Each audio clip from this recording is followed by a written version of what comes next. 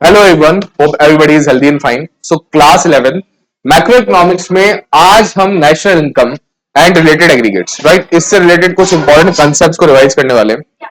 Previous class में अपन ने national income कैसे निकाली जाती है, कैसे इसकी अकाउंटिंग की जाती है, कैलकुलेशन कैसे होती है, उससे रिलेटेड तीन मेथड्स थे।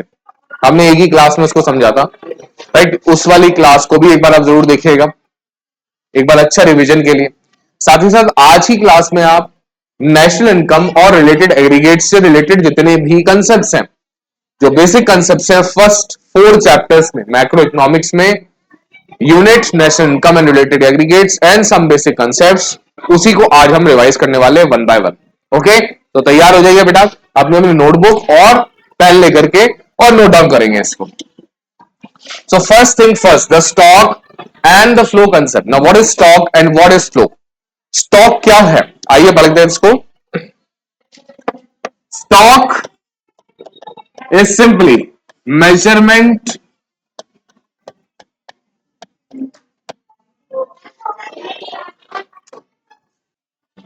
of unit of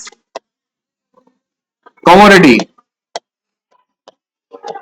यहां पर आप इसको ऐसे भी कर सकते हो, measurement of quantity eight a point of time. यहां पर इंपॉर्टेंट क्या है, पॉइंट ऑफ टाइम, कि किसी भी चीज का मेजरमेंट हम किसी एक पर्टिकुलर समय पर देख रहे हैं। जैसे आज की डेट में आपके पॉकेट में कितना पैसा है, तो आपके बैंक अकाउंट में कितनी सेविंग है, तो आप एक पर्टिकुलर पॉइंट ऑफ टाइम पर कोई भी चीज जब देखते हो, उसी को हम कहते हैं क्या, स्टॉक कंसेप्ट। फ्लो क्या कहलाता है बेटा, that is a measurement of quantity in अ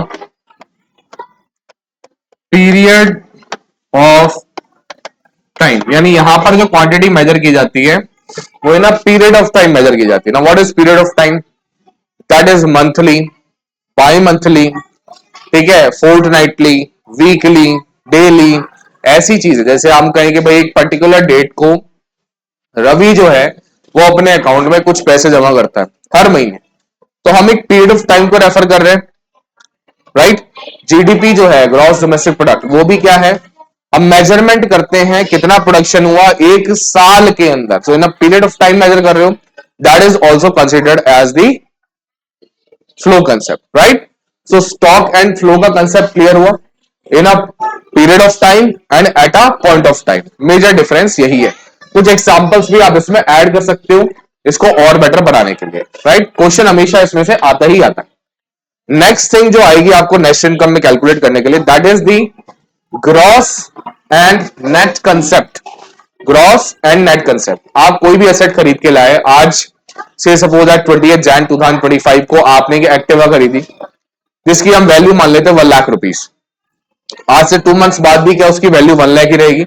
नहीं, ऑब्वियसली कुछ डेप्रिसिएशन लगेगा जिसके बाद में उसकी वैल्यू में कुछ कमी आएगी। तो लेट्स सपोज कि हमने डेप्रिसिएशन लगा लिया 5,000 रुपीज, तो 1,00,000 रुपीज के एक्टिवा पे 5,000 जब डेप्रिसिएशन लगा तो उसकी नेट वैल्यू कितनी रह गई, 95,000। इसको अगर हम नॉर्मली कंसेप्ट में देखें तो इसकी परचेज प्राइस कितना था,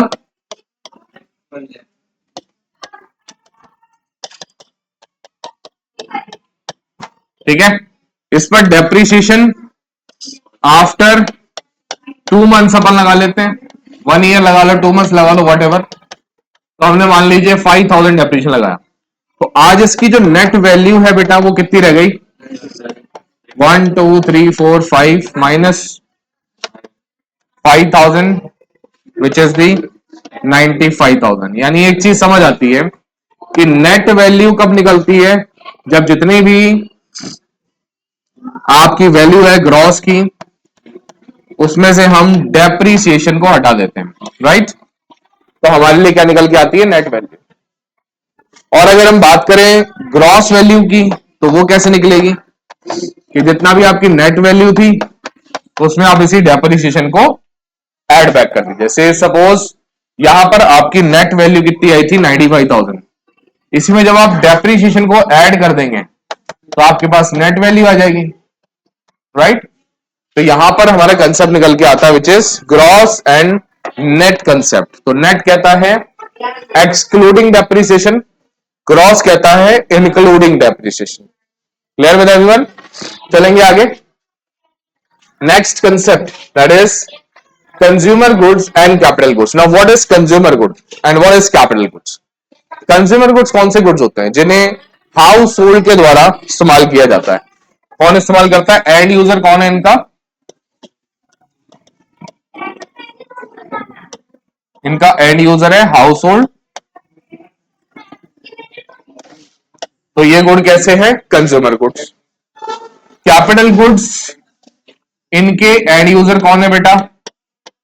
प्रोड्यूसर। तो एक चीज और समझ आती है, कंज्यूमर गुड्स ये वो गुड्स हैं जिनको हाउस होल्ड अपने डायरेक्ट सेटिस्फेक्शन के लिए यूज करती है। ठीक है, आपने आटा दाल चावल जो भी कंज्यूम किया that is also consumer good, right. Consumer goods भी बेटा फर्दर 4 टाइप्स के होते हैं। ठीक है, फर्दर 4 टाइप्स के होते हैं। कौन कौन से आइए देखते हैं। कंज्यूमर गुड्स पहला इसमें आता है दैट इज ड्यूरेबल। अब ड्यूरेबल कंज्यूमर गुड्स कौन से होते हैं? जो एक बार आप खरीदेंगे और कई साल तक चलने वाले, that is durable consumer good. Next to it is the semi durable. Now what is semi durable? जो आपने खरीदा एक बार, साल 1.5 साल चल गया, जैसे आपके क्लोथ्स हैं, that is semi durable, right. Third is the non durable. Non durable कौन से बेटा? जो सिंगल यूज्ड में आते हैं। Now what is single used? जैसे आप बात करते हैं कोई भी ईटेबल्स की, तो वो सिंगल यूज है, आपने खाया खत्म किया वो काम खत्म, that is a single use consumer goods, right. तो इन्हें हम नॉन ड्यूरेबल में लेते हैं। फाइनली आता है बेटा services. These are intangible in nature, दिखती नहीं है आपको, just you can feel them, right. तो ऐसे गुड्स जिसको आप देख नहीं सकते हो लेकिन यूज कर रहे हो for direct satisfaction of your want, वो आ गए आपके services. Clear with everyone? Now तो ये तो है बेटा जी consumer good. Now what are capital goods? Capital goods basically generally high value के होते हैं। दो चीजें हैं कैपिटल गुड्स में, क्या क्या? पहला तो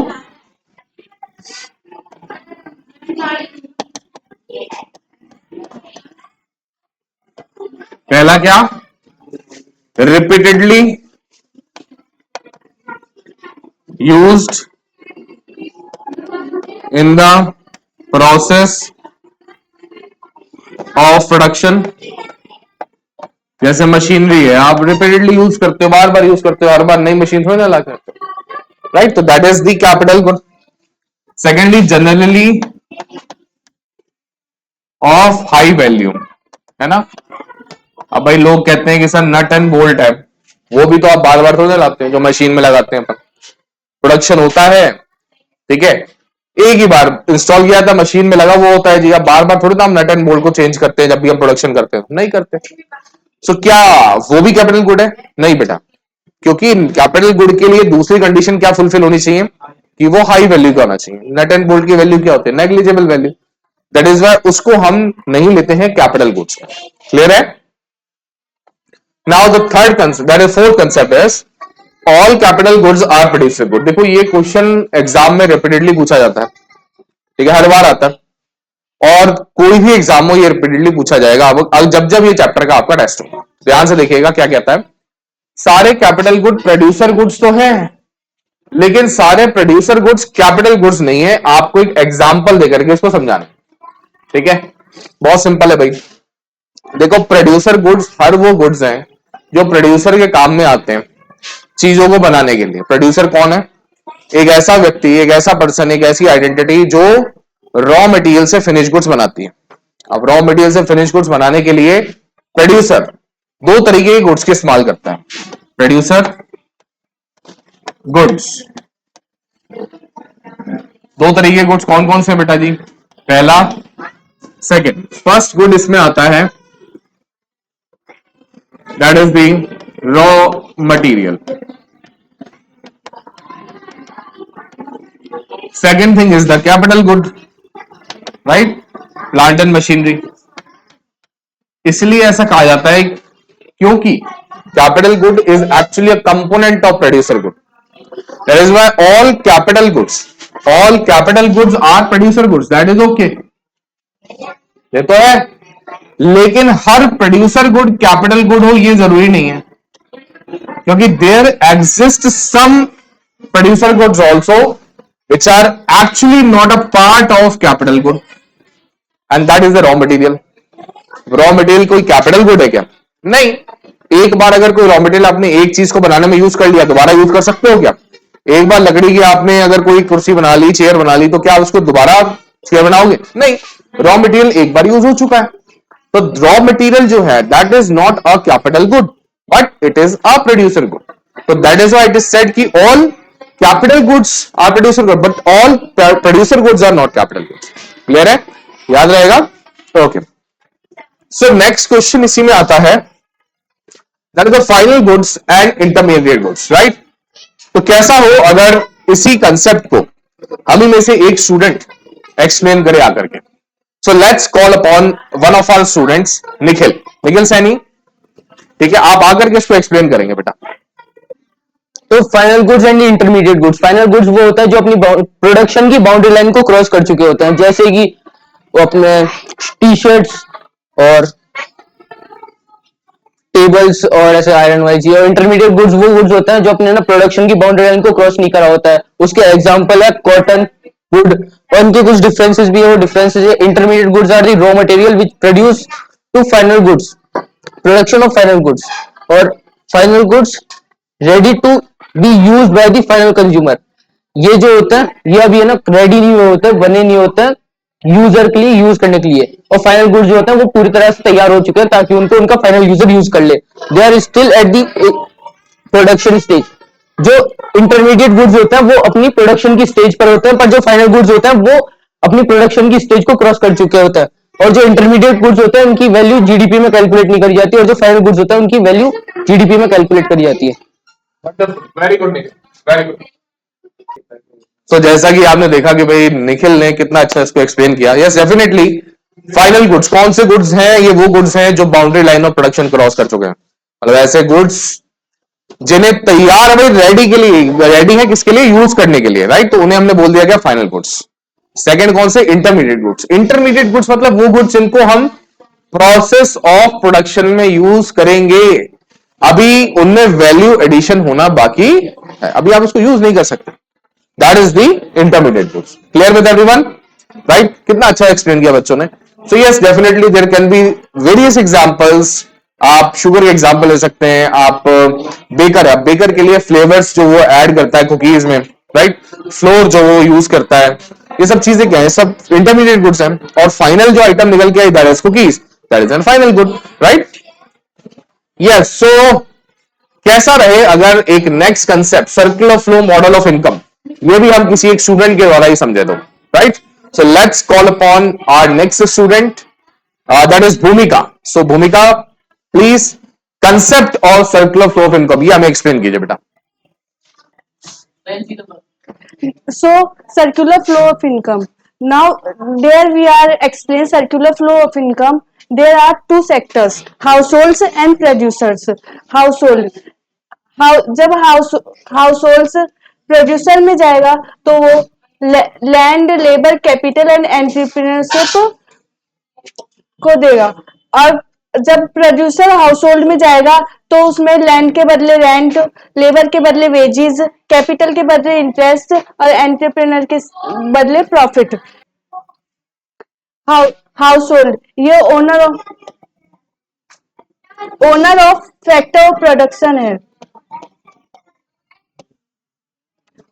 जब हाउसहोल्ड फर्म्स को प्रोवाइड करेगा land, labour, capital and entrepreneurship, और जब प्रोड्यूसर हाउसहोल्ड को प्रोवाइड करेगा तो वो लैंड के बदले रेंट, लेबर के बदले वेजेस एंड कैपिटल के बदले इंटरेस्ट एंड एंटरप्रेन्योरशिप के बदले प्रॉफिट प्रोवाइड करेगा। और जब फर्म्स हाउसहोल्ड को प्रोवाइड करेगा तो वो गुड्स एंड सर्विसेज प्रोवाइड करेगा।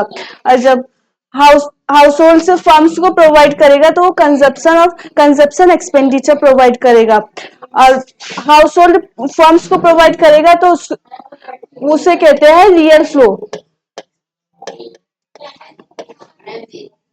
और जब फर्म से हाउस होल्ड को प्रोवाइड करेगा तो उसे कहते हैं money flow.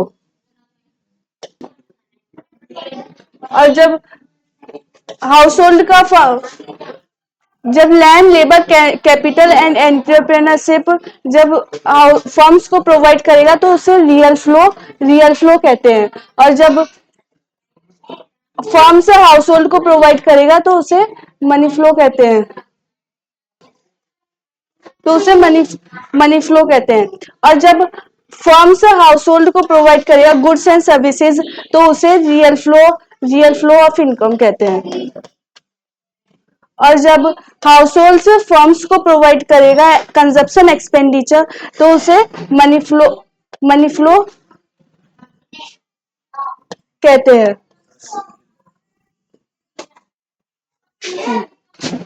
Real flow and money flow हमेशा अपोजिट डायरेक्शन में रहते हैं। तो सिंपली हमने जैसा कि समझा भूमिका के द्वारा कि रियल फ्लो और मनी फ्लो डेफिनेटली ये दोनों क्या है, एक दूसरे के हमेशा अपोजिट डायरेक्शन में चलते हैं, राइट। जैसा कि आप इस फिगर में देख पा रहे हैं कि भाई एक तरफ था हमारा हाउस होल्ड, एक तरफ था हमारा प्रोड्यूसर। हाउस होल्ड प्रोड्यूसर को क्या देता है भाई, हाउस होल्ड क्या है, owner of factor of production. Owner of factor of production क्या देगा, लैंड, लेबर, कैपिटल, एंटरप्रेन्योरशिप। बदले में प्रोड्यूसर इसको क्या प्रोवाइड करेगा, लैंड के बदले में, लेबर के बदले में वेजेस, कैपिटल के बदले में interest, and then we have entrepreneurship के बदले में प्रॉफिट। ये सब चीजें प्रोड्यूसर हाउस होल्ड को दे रहा है। तो जब भी मॉनिटरी टर्म्स का एक्सचेंज होता है, मनी का एक्सचेंज होता है, उसे मनी फ्लो बोल दो। और जब भी गुड्स एंड सर्विसेज का एक्सचेंज हो उसे रियल फ्लो बोल दो, सिंपल। तो हाउस होल्ड ने प्रोड्यूसर का क्या दिया, प्रोड्यूसर ने भाई देखो ये सब चीजें यूज करके प्रोड्यूसर क्या करेगा, ऑब्वियसली गुड्स एंड सर्विसेज बनाएगा। और गुड्स एंड सर्विसेज को कौन इस्तेमाल करने वाला है, वो होगा हमारा हाउस होल्ड। जब इस्तेमाल करेगा तो बदले में प्रोड्यूसर को क्या देगा, वो देगा कंजम्पशन एक्सपेंडिचर, राइट, जैसा कि एक्सप्लेन किया गया भूमिका के द्वारा। वेरी गुड अटेम्प्ट बेटा। So let's move to our next topic. The same good can be final as well as intermediate good. एक ही गुड है, वो फाइनल भी हो सकता है और इंटरमीडिएट भी हो सकता है। अब क्या कैसे होगा, क्यों होगा, बताओ भाई। भाई जैसे हम बात करें, डिपेंड करता है यहां पर एंड यूजर के द्वारा, ठीक है। एंड यूजर कौन है, किस चीज पर डिपेंड करता है, एंड यूजर पर। अब अगर हम बात करें किसी एक चीज की, चाहे शुगर ही क्यों ना हो, अगर यही शुगर इस्तेमाल की जा रही है किसी बेकर के द्वारा तो ये हो गया एक इंटरमीडिएट गुड। वही अगर हाउस होल्ड यूज कर रहा है अपने डेली कंजम्पशन के लिए, ठीक है, तो ये हो गया हमारे लिए फाइनल गुड। तो डिपेंड क्या करता है, डिपेंड करता है एंड यूजर कौन है, ठीक है, उसी के बेसिस पर फाइनल और इंटरमीडिएट गुड्स तय किए जाते हैं। Next it is the sectors of economy. कितने तरीके के सेक्टर्स हो सकते हैं, देखो डिपेंड करता है इकोनॉमी के बेसिस पर। दो तरीके की इकोनॉमी होती है बेटा, एक है क्लोज्ड और एक होती है ओपन। क्लोज्ड इकोनॉमी की जब बात की जाती है तो दो तरीके के डाइवर्जेंस होते हैं। पहला 2 सेक्टर, सेकंड इज 3 सेक्टर। अगर हम बात करें ओपन इकोनॉमी की तो इसमें आते हैं 4 सेक्टर, राइट। 2 सेक्टर में कौन कौन से लोग आए, एक तो हुआ हाउस होल्ड, एक हुआ प्रोड्यूसर। सेम वे 3 सेक्टर में कौन कौन, हाउस होल्ड, प्रोड्यूसर और थर्ड एक चीज और कौन आया, that is the government sector. Same way open की अगर हम बात करें तो household, producer, government and we have rest of the world. ये सारे सेक्टर्स इसमें होते हैं, राइट। तो ये सारे कंसेप्ट्स आज हमने पढ़े, और भी कई सारे कंसेप्ट्स हम पढ़ेंगे बेटा, ठीक है, हमारी नेक्स्ट क्लास में। तब तक आप इसको अच्छे से एक बार रिवाइज कीजिएगा, सारे टॉपिक्स इंपॉर्टेंट है हर एक एग्जाम में, जब भी क्वेश्चन आएंगे इन्हीं से रिलेटेड आएंगे बेटा, तो इनको अच्छे से रिवाइज कीजिएगा। Okay, thank you so much.